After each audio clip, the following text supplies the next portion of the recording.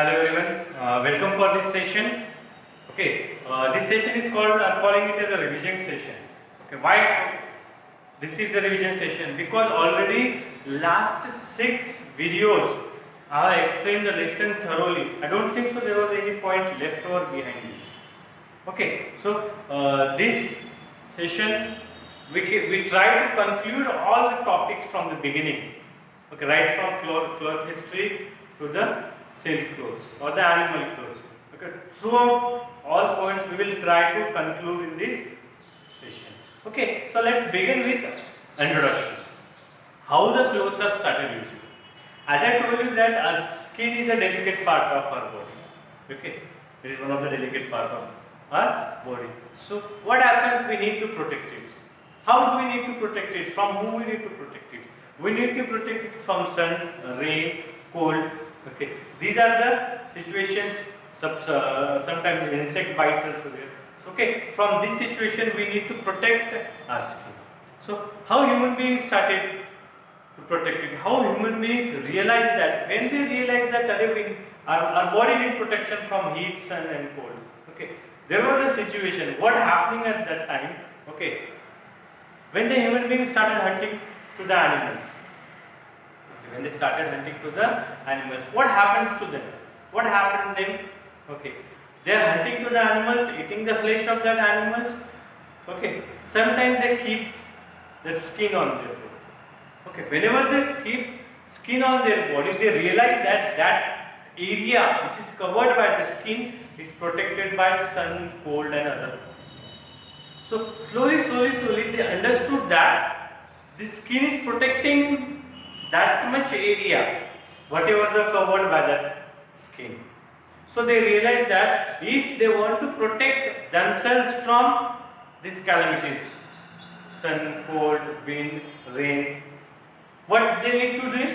They need to put the skin on their body. Slowly they understood that, okay, not only the skin, but they can use the leaves to cover their body. Whatever the things they can use to cover their body. If once their body is covered, it is protected by them. So they started to cover their body with the help of skin, leaves, whatever the things they have.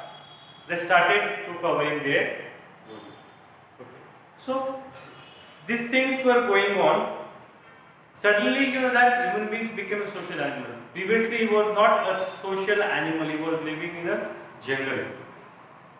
Okay.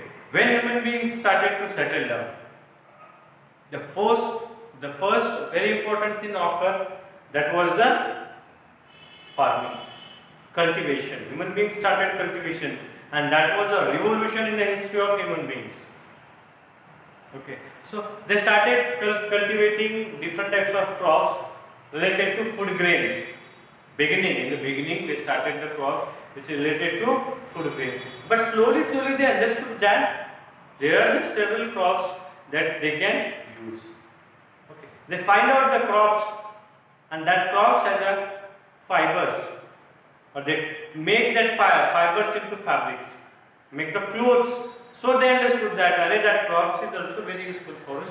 We should take the good yield of the crops and make the clothes. And that crop was cotton plant. Okay, so here they invented discovered the cotton plant. With the help of cotton plant, they made the different types of fabrics or clothes for themselves. At this stage, they understood that not only the cotton, but there are several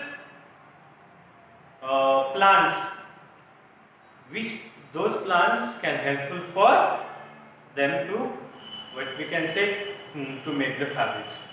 So when they realized that, they started using it. Okay, they made the different types of clothes, the different shapes of clothes according to themselves. They tried it very well. Okay, so there was a time, as you know that human beings, we are attracted towards the color. Everyone have a special color in their heart. Okay, we have a favorite color. Everyone has a different, but there it is. What do? We try to wear the colorful clothes. So colors are very attractive for us. Nowadays we are using synthetic chemicals or synthetic colors. That colors dyes our fabrics and we use it. But previously there was no chemicals. What they are using? They are using different types of flowers, and that flowers are essential for dyeing. Dyeing means to give colors. So with the help of that, human beings made a very colorful clothes. Okay, they give them with the different shapes, sizes, colors, different designs on that cloth. But there was a situation, okay, where it started industrialization. In that time, there was several chemicals invented by scientists, and that chemicals are used to make the clothes. Okay, and the fibers which is made up of that chemicals are called synthetic fibers. So at that time there were different types of fibers. We have natural fibers and synthetic fibers. Natural fibers, the fibers that we obtain from naturally occurring substances are called natural fibers. But the fibers which are obtained by chemicals in factories, or we can say man-made fibers, are called synthetic fibers. Understood? The fibers that you obtain from naturally occurring substances are called natural fibers. The fibers which you obtain from chemicals in factories are called synthetic fibers. So natural fibers are divided into two different types. First, animal fibers and plant fibers. Animal fibers, the fibers that you obtain from the animals such as the sheep, goat, silk, are called animal fibers. Plant fibers, okay, just like cotton, jute, those were the plant fibers. Okay, let's go through the plant fibers first of all. Cotton plant, as you know that how do we obtain cotton? Okay, so firstly we sow the seeds of the cotton. After the flowering stage, that flowers converted into small cotton balls. When that cotton ball starts drying, it started bursting and the cotton comes out from that. Farmers collect the cotton from it, send it to the ginning. Ginning means what happens there? All waste material is removed from that, including seeds. Finally, it is spun into the different types of thin fibers, and that fibers converted into yarns. Okay. Now here two different processes are there. Okay. First one is weaving and knitting. Okay. Whenever we need only a single yarn, the fabric which is made by using single yarn, that is called knitting.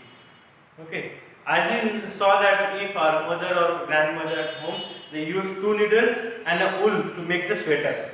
Only one yarn, they make the sweater from it. Okay, knitting means what? Only one yarn needed to make the fabric are called knitting. But what is mean by weaving? Weaving means two yarns twisted together to make the fabric. What is mean by yarn?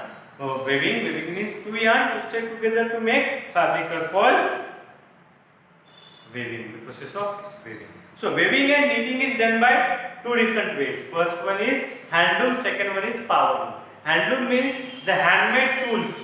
Okay, the weaving or knitting is done by handmade tools. Weaving is done by handmade tools. We call them handloom. But when the weaving is done in a huge factories with the help of machineries, we call them power looms. Handlooms and power looms. Okay, same happened with the jute plant. What happened with the jute plant? Jute plant is we can say cultivated in a few states of India such as West Bengal, Assam, Bihar, Odisha.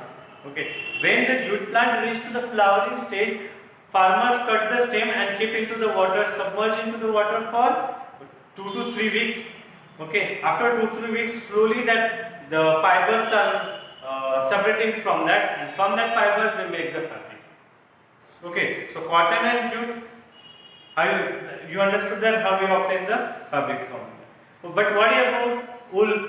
So wool, when the hair is removed from the body of the sheep, firstly there is the first step that occurs, that is called shearing, removing of hair. Afterwards scoring. Scoring means whatever the grease or the waste material present in that hairs should be removed.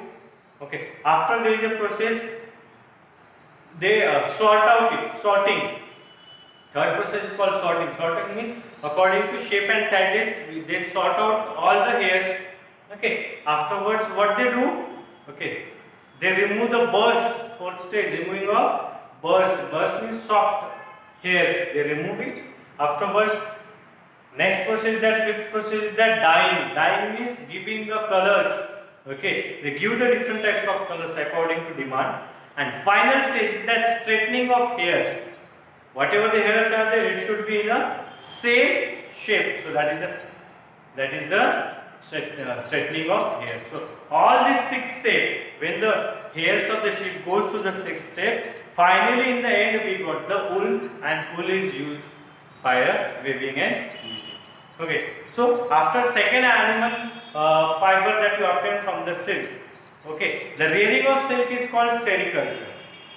Okay, the silk moth are two different types of silk moths we have. Okay, there is a life cycle of silk moth: eggs, caterpillar, larva, cocoon. Okay, that is all circle from that. There are two different industries, as I explained in the previously. First, they sell the eggs. Second, they sell the silk. So, how do we obtain silk from silk moth? Firstly, life cycle of silk we are going to learn about. What happened? Let's see. Whenever the eggs, okay, they are purchasing, they make the bamboo trays. That eggs are kept into bamboo trays. Okay. Slowly that egg hatches and the caterpillar comes out from that. That caterpillar turns into larva, and larva start eating the mulberry leaves. Okay. So it eats continuously. That larva eats mulberry leaves continuously. At the stage comes, it stops eating. At a particular stage, it stops eating and it goes into the chamber. When it goes into chamber, slowly a thread which is made up of protein starts coming out from its mouth. And remember that thread is stronger than steel thread.